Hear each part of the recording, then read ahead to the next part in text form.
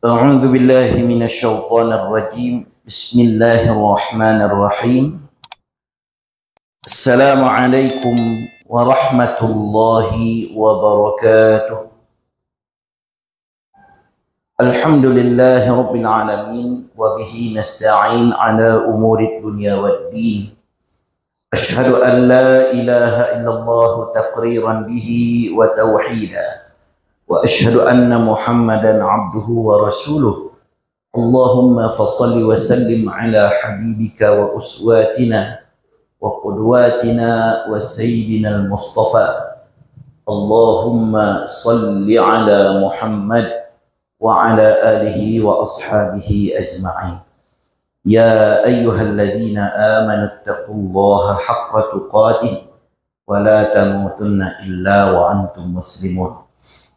Bapak-bapak, ibu-ibu jamaah Musalla Al-Hidayah yang dikasihi dan disayangi oleh Allah Subhanahu wa taala.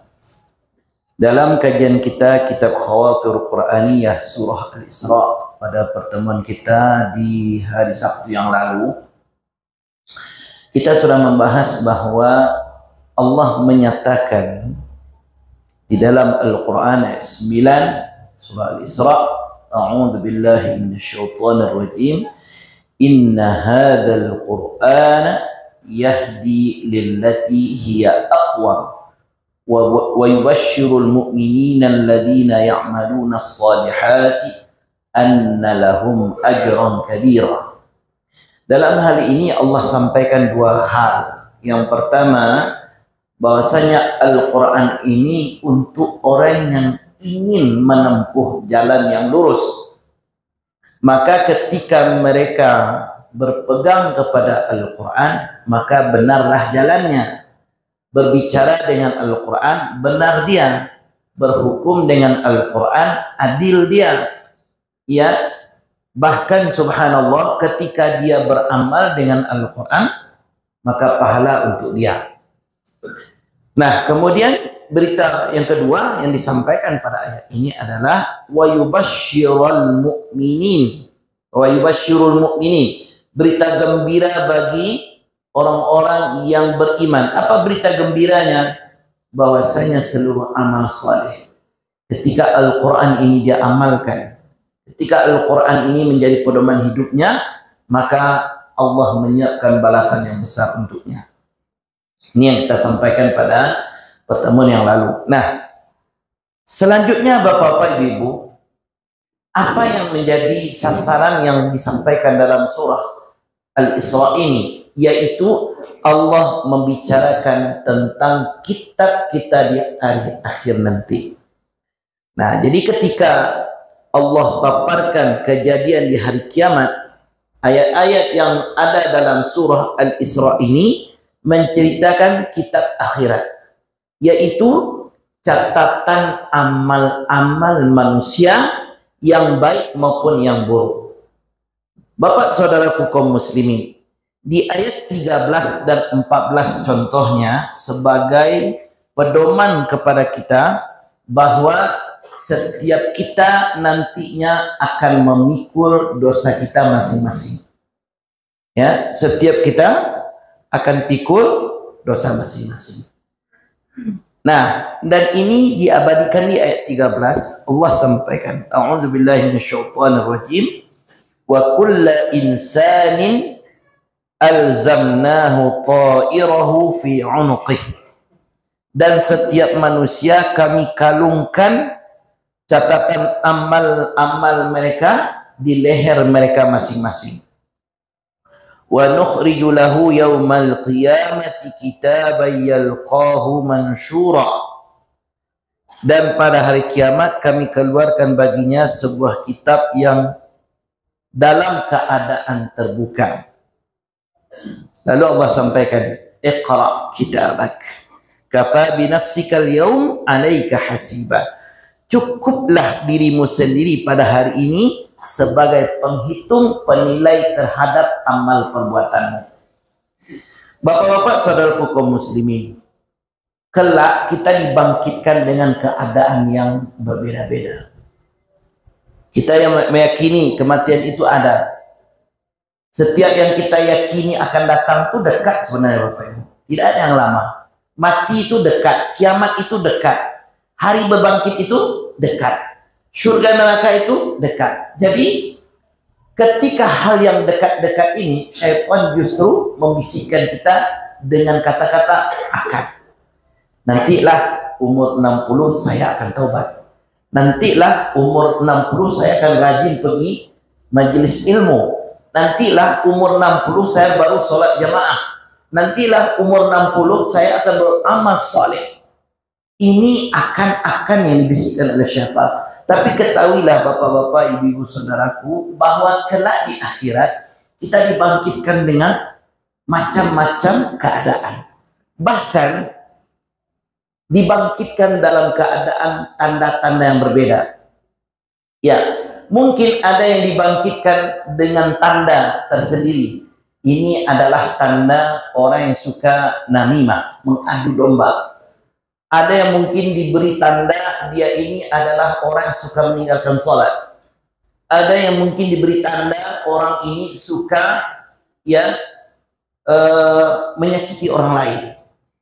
Ada yang dibangkitkan mungkin dengan diberi tanda, ini tanda khusus orang yang enggan mengeluarkan zakat. Ya, bahkan subhanallah, kita pun umat Rasulullah sallallahu alaihi wasallam memiliki tanda khusus, dan disitulah Rasulullah mengenali mana yang umatnya, mana yang bukan umatnya. Di mana Rasulullah mengenali kita, bapak-bapak, ibu-ibu? Rasulullah akan mengenali kita itu di siku dan kaki kita. Makanya bapak ibu, wudhu ini sempurnakanlah. Ini saya tunjukkan di mana tanda itu nanti dilihat oleh Rasulullah, yaitu di bekas tanda di marafiq. Ini namanya marafiq, siku. Makanya bapak ibu ketika berwudu sempurnakan sampai ke sini. Dan inilah yang akan menjadi tanda kelak bagi Rasulullah mengenali mana umat beliau. Ketika berwudu membasuh kaki, begitu juga. Makanya bapak ibu dalam wudu itu bukan menyiram, akan tapi dibasuh. Nah beda tuh. Kalau dibasuh, jauh menyiram lain. Kadang-kadang mungkin kita berwudu kalau di keran diantam-antam mesti mereka hendak. Tapi semestinya dibasuh. Apa tujuannya? Ingat, dengan itulah Rasulullah kenal mana umatnya, mana tidak. Makanya berwudu bapak ibu perbaikilah ya. Kalau perlu ada kajian fikih nanti yang berbicara tentang bagaimana kaifiah ini. Masih banyak kita yang keliru berwudu. Ketika berwudu dengan keran cukup disiramkan begini saja. Semestinya dari ujung kuku ke siku ini. Ketika berwudu bagian kaki pun, membasuh kaki itu pun tidak hanya sekedar dibasahi, tapi memang dibersihkan. Akhirnya dibasuh. Ya, misalnya bapak ibu kan kita, misalnya ibu masak di rumah, masak ikan tuh dibasuh dulu, dibasuh tuh kan sekedar disiram saja, dibersihkan mana yang harus dibuang, ya darahnya kalau bisa memang nggak ada lagi kan seperti itu yang dibasuh. Jadi subhanallah, kembali ke pokok permasalahan kita tadi bahwa Rasulullah Sallallahu Alaihi Wasallam pun mengenali mana umatnya dari athar wudunya. Pertanyaannya, kelak kita ngaku ya Rasulullah kami umat engkau, tapi tidak pernah wudu, tidak pernah sholat. Bagaimana Rasulullah akan mengenali anda sebagai umatnya sementara anda tidak mendirikan sholat?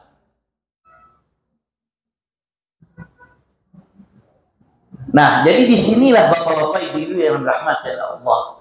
Maka dengan tanda-tanda tadi, ya Allah gantungkan catatan amal itu di leher kita masing-masing. Diberikan dalam keadaan terbuka, lalu lihatlah. Ya, ibaratnya bapak-bapak, musalla kita ini mungkin ada CCTV-nya. Ya, ada CCTV-nya. Untuk apa? Mengawasi apa kegiatan yang terjadi di dalam ini. Misalnya saja kalau ada hal-hal yang tidak diinginkan bisa direkam langsung. Tapi yang jadi masalahnya, CCTV ini terbatas. Hanya titik-titik tertentu yang direkamnya. Ya, misalnya kalau dipasang di sudut sana, berarti yang bisa direkamnya ke sini saja. Ya, bagian sudut sana mungkin mustahil nampak. Mungkin bagian belakang sana mustahil nampak. Ya, atau misalnya CCTV ini dipasang di sini. Mungkin yang terekam yang di sini saja. Bagian sana tidak terekam. Tapi CCTV-nya kita di dunia ini, CCTV-nya Allah, dari segala lini kita tahu, Allah tahu. Dan bagaimana kita akan menyangkal. Bahkan subhanallah kalau kita kaitkan dengan surat Zalzalah Bapak Ibu. Tidak kita kaitkan pula mungkin dengan surah Yasin. Kalau surah Yasin, al-yawma nakhtimu ala afwahihim wa tukallimuna aydihim wa tashhadu arjuluhum, ya kan? Pada hari itu ya Allah kunci mulut manusia ini, bersaksilah tangan-tangan mereka, bersaksilah kaki-kaki mereka atas apa yang mereka perbuat. Dalam surat Zalzalah, bumi yang kasih kesaksian. Yauma idzin tuhadditsu akhbaraha. Pada hari itu bumi akan memberikan kesaksiannya. Ya, mungkin ya di atas dunia kita berbuat apa, bumi akan berikan kesaksian. Ya Allah, di atas punggung kami dulu hambamu ini, subhanallah, ada sujudnya. Bekas sujudnya ada di punggung kami ya Allah. Iya, makanya bapak-bapak kalau kita sholat, ya perbanyak bekas sujud kita. Supaya apa? Banyak bagian bumi ini nanti beri kesaksian. Ya, boleh jadi ya yang bagian sini beri kesaksian, ada bekas sujudnya. Yang bagian sini ada bekas sujudnya. Subhanallah, di masjid lain juga banyak bekas sujudnya. Di rumahnya banyak bekas sujudnya. Masya Allah. Iya, itu baru sujudnya. Belum lagi harta wakafnya. Ya Allah, di bagian sini ada harta wakafnya. Di bagian sini ada harta wakafnya. Masya Allah. Ini pesantren, harta wakafnya. Masjid ini wakafnya. Dinding masjid ini wakafnya. Masya Allah. Iya, makanya kita tinggal meninggalkan jejak-jejak yang baik di muka bumi ini. Dan itu semuanya terekam dalam catatan yang Allah lihat. Nah, disinilah kita melihat bahwa ya kafa binafsikal yaum, cukuplah diri Anda ketika itu, kata Allah, ya alaika hasiba, engkau sendirilah menilai baik buruknya apa yang kau buat ketika di dunia ini. Jadi kitabullah ini adalah urusan utama dalam kehidupan kita seorang muslim. Jadi ketika CCTV ini nanti berbicara, kalau kita sudah dalam kawalan Al-Quran, insya Allah yang kita lakukan baik-baik saja. Ya. Tapi kalau CCTV ini memberikan kesaksian, sementara di dunia kita berbuat tidak sesuai dengan kaidah, tidak sesuai dengan peraturan yang Allah sampaikan dalam Al-Quran, maka kita sendiri yang merugi. Oleh karena itu, jika tidak berpedoman kepada Al-Quran, kepada kitabullah, tidak memahami makna yang terkandung di dalamnya, dan tidak menerapkan isinya dalam kehidupan di dunia ini, maka apa yang akan kita lakukan kelak? Ya Allah, tidak tahu kami, ya Allah. Bukankah aku sudah sampaikan di dalam Al-Quran? Ya Allah, baru tahu kami ternyata, ya Allah, kami ingin balik ke dunia, kami beramal soleh sebentar saja. Tidak bisa. Karena melihat perbuatan kita itu, kita menyesal kelak di akhirat, minta balik ke dunia. Ya. Dan itu kalau tidak salah dalam surah Al-Mu'minun tuh, ya, penyesalan orang-orang yang ya mereka di dunia di akhirat kelak minta dikembalikan ke dunia. Untuk apa? Mereka ingin beramal soleh. Tidak salah itu di ayat 90. Ya.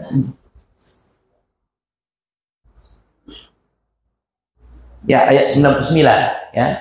Ayat 99 yang mana ya, hatta idza jaa ahaduhumul mautu qala rabbirji'un. Ketika sudah datang kematian bagi mereka, sudah mati, mereka mengatakan, wahai Rabb, kembalikanlah kami ke dunia, kami ingin beramal soleh, ya. La'alli a'malu salihan fima taraktu, aku akan beramal soleh, akan beramal dari amal yang kutinggalkan. Aku ingin laksanakan, ya Allah. Sudah aku tinggalkan ternyata di dunia ini. Aku menyesal, ya Allah, ingin beramal soleh. Kata Allah, kalla, sekali-kali tidak. Innaha kalimatun huwa qailuha, itu hanya sekedar dalih saja. Pembasuh muka jaya liwa, itu istilah awaknya. Ya. Sekedar itu saja, ya. Dan subhanallah, bapak saudaraku, ini adalah penyesalan orang-orang di akhir.